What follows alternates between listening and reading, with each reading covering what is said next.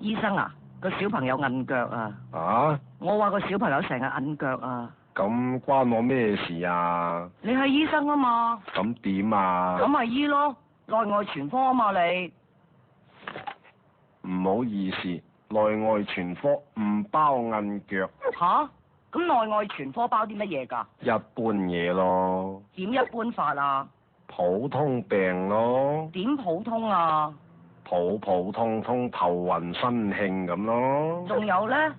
仲有小兒驚風外感發冷無名腫毒外傷骨折腸胃不適屙嘔肚痛四時感冒腰酸背痛小便不暢脂肪積聚性慾減退大頸泡大眼肚咁咯。仲有冇啊？仲有嗰啲皮膚痕癢、精神緊張、健忘、失眠、暗瘡、頭皮飛滋、小腸氣、腎水不足、頭暈、耳鳴、口乾舌燥、生蛇生癬、屁股生瘡、尿頻雞眼、胃酸過多、膽固醇過高、吐血嘔奶、鼻塞嗰啲咯。仲有呢？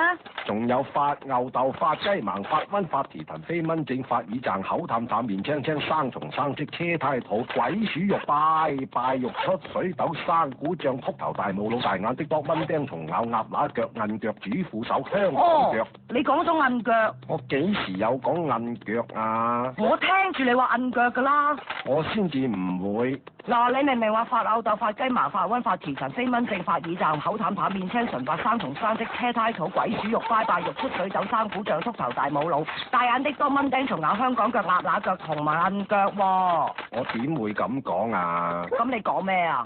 講緊啲普通病咯。點普通啊？普通通傷風咳嗽咯。仲有咧？